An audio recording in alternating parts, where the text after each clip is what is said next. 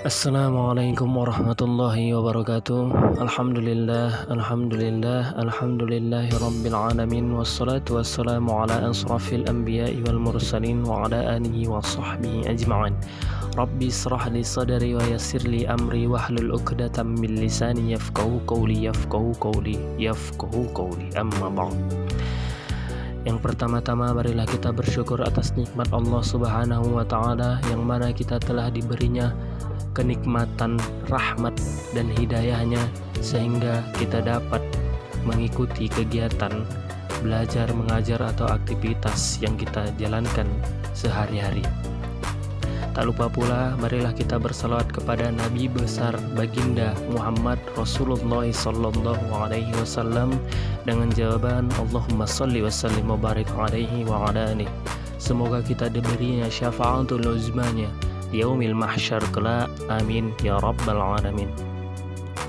Adapun kami membuat video ini ialah untuk membahas tentang sejarah, perkembangan dan sistematika hukum perdata dengan rekan saya Hadi Pristiono dan saya sendiri Irwan Syahputra Nasution. Adapun pembahasan kali ini ialah pengertian tentang hukum perdata. Adapun menurut para ahli, yaitu yang pertama Sri Sudewi Masjun Sofwan, yaitu hukum perdata adalah hukum yang mengatur kepentingan warga negara perseorangan yang satu dengan perseorangan yang lainnya. Menurut pakar ahli yang kedua, Ronald J.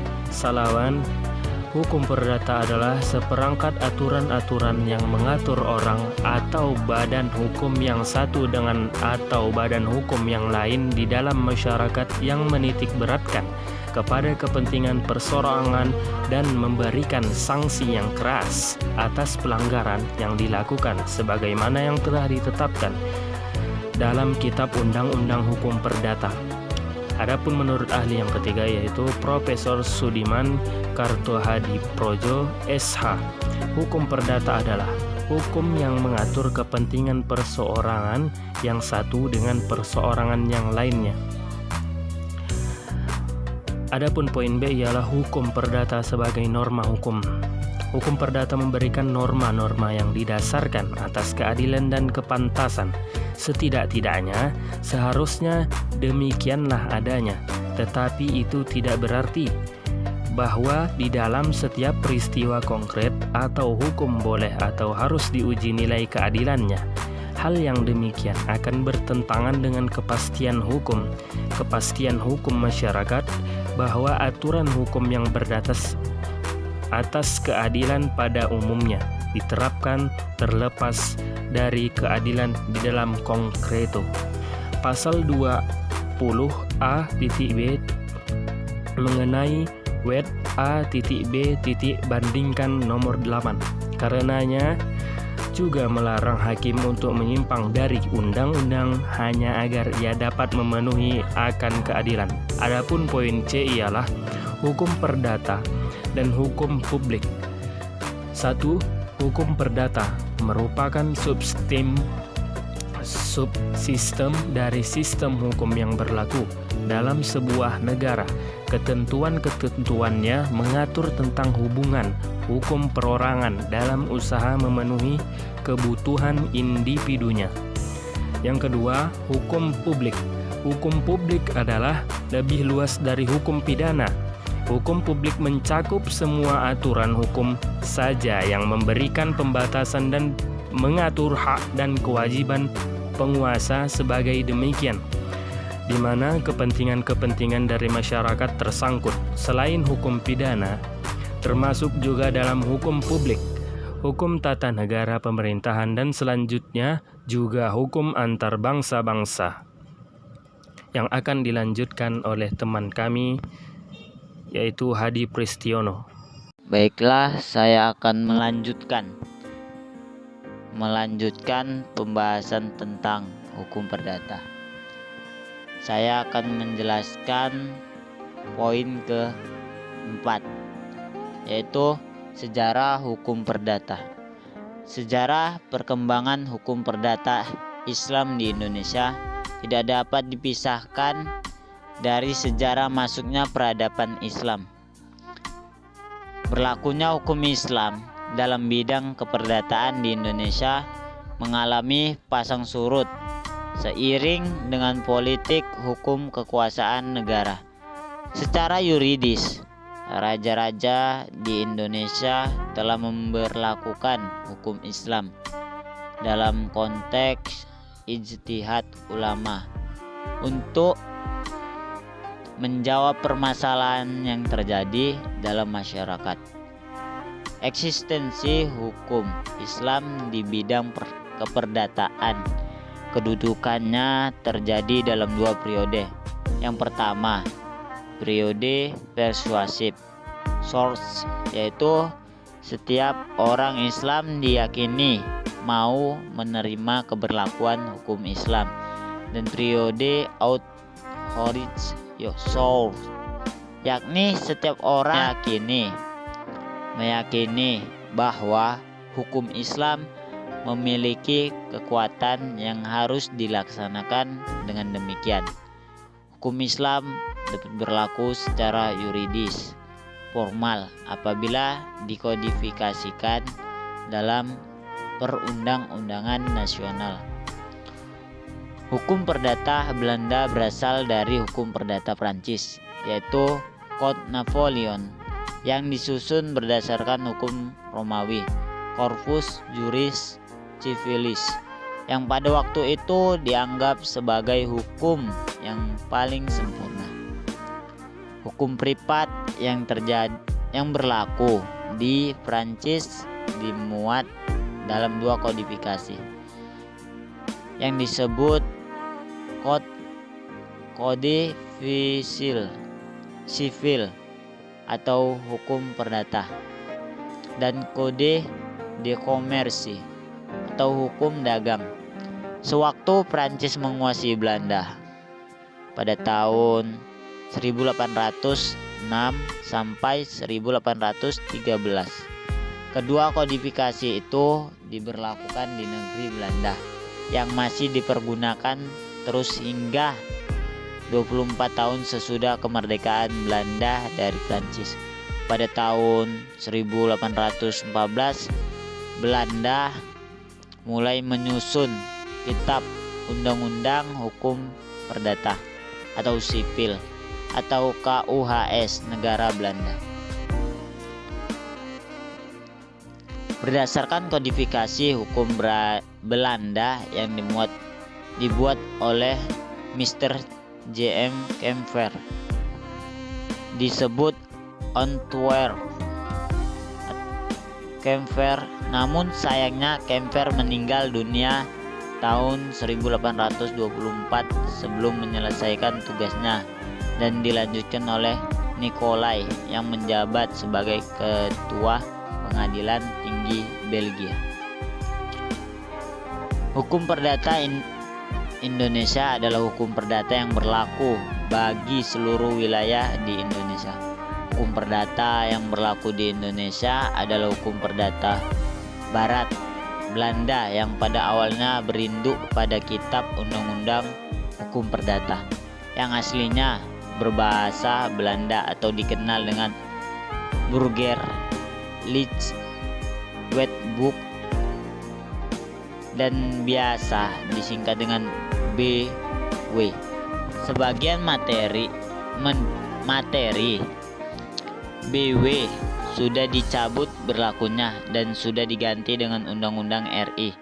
Misalnya mengenai Undang-Undang Perkawinan, Undang-Undang Hak Tanggungan, Undang-Undang Kepailitan.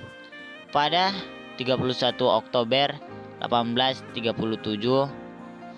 Mr. C.J. Scholet van Oud Haarlem diangkat menjadi ketua panitia kodifikasi dengan Mr. A.A. van Vloten dan Mr. Meyer masing-masing sebagai anggota, yang kemudian anggota ini diganti dengan Mr. J. Schneider dan Mr. A.Z. van NES. Kodifikasi KUHP DT Indonesia diumumkan pada tanggal 30 April 1847 melalui Stat Bled nomor 23 dan berlaku Januari 1948.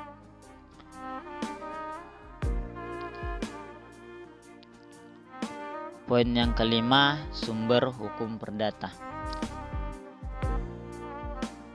Menurut Polmar ada dua sumber hukum perdata, yaitu sumber hukum perdata tertulis dan sumber hukum perdata tidak tertulis, yaitu kebiasaan. Berikut ini beberapa sumber hukum perdata tertulis, diantaranya yaitu A.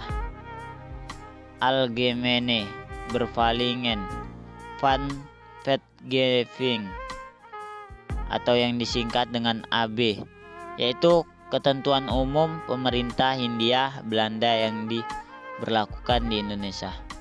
Yang B.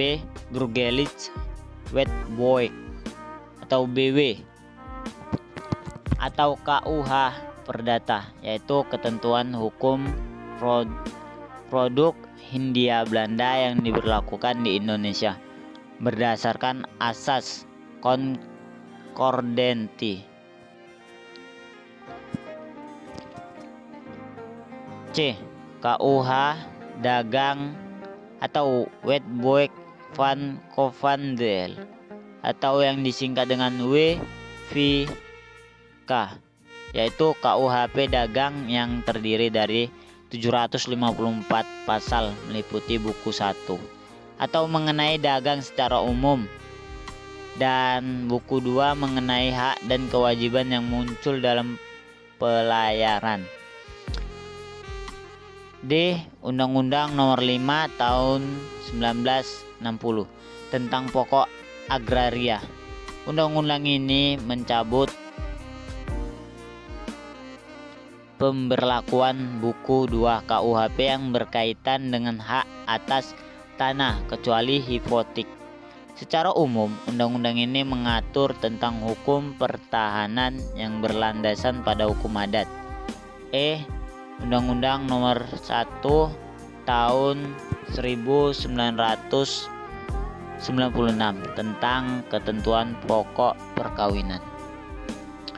F. Undang-Undang Nomor 4 Tahun 1996 tentang hak tanggungan atas tanah beserta benda yang berkaitan dengan tanah. G. Undang-Undang Nomor 42 Tahun 1996 tentang jaminan fidusia. H. Undang-Undang Nomor 24 Tahun 2004 tentang lembaga jaminan simpanan. Yang I. Instruksi Presiden Nomor 1 Tahun 1991 tentang kompilasi hukum Islam.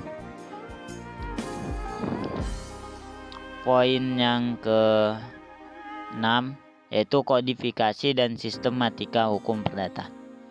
Yang pertama, himpunan undang-undang dan kodifikasi. Bidang hukum tertentu dapat dibuat dan dihimpun dalam bentuk undang-undang biasa dan dapat pula dalam bentuk kodifikasi. Bidang hukum tertentu. Bidang misalkan hukum perdata, pidana, dagang, acara perdata, acara pidana, tata negara. Apabila dibuat dan dihimpun dalam bentuk undang-undang biasa, maka undang-undang yang telah diundangkan dalam lembaran negara masih memerlukan peraturan pelaksanaan terpisah dalam bentuk tertentu. Misalnya PP atau Perpres. Bidang hukum tertentu yang bisa dikodifikasikan dan sudah pernah terbentuk. Misalnya bidang hukum perdata dagang, hukum pidana, hukum acara perdata dan acara pidana.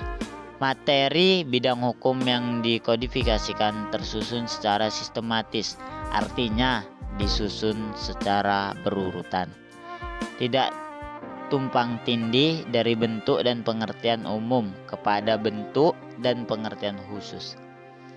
Tidak ada pertentangan materi antara pasal sebelumnya dan pasal berikutnya. Memuat materi yang lengkap, artinya bidang hukum termuat semuanya. Memberikan penyelesaian tuntas, artinya tidak lagi memerlukan peraturan pelaksanaan secara ketentuan langsung dapat diterapkan dan diikuti. Yang kedua, sistematika kodifikasi. Sistematika artinya susunan yang teratur secara sistematis. Sistematis kodifikasi artinya susunan yang diatur dari suatu kodifikasi. Sistematika meliputi bentuk dan isi kodifikasi. Sistematika kodifikasi hukum perdata meliputi bentuk dan isi. Sistematika bentuk kitab undang-undang hukum perdata meliputi urutan bentuk bagian terbesar sampai pada bentuk bagian terkecil, yaitu kitab undang-undang tersusun atas buku-buku, tiap buku tersusun atas bab-bab, tiap bab tersusun atas bagian-bagian, tiap bagian tersusun atas pasal-pasal, tiap pasal tersusun atas ayat-ayat. Sistematika kitab undang-undang hukum perdata meliputi kelompok materi berdasarkan sistematika fungsi. Sistematika fungsional ada dua macam, yaitu menurut pembentukan undang-undang dan menurut ilmu pengetahuan hukum. Sistematika isi menurut pembentukan BW meliputi 4 kelompok materi sebagai berikut. Kelompok materi yang pertama yaitu kelompok materi mengenai orang, kelompok materi mengenai benda, kelompok materi mengenai perikatan, kelompok materi mengenai pembuktian.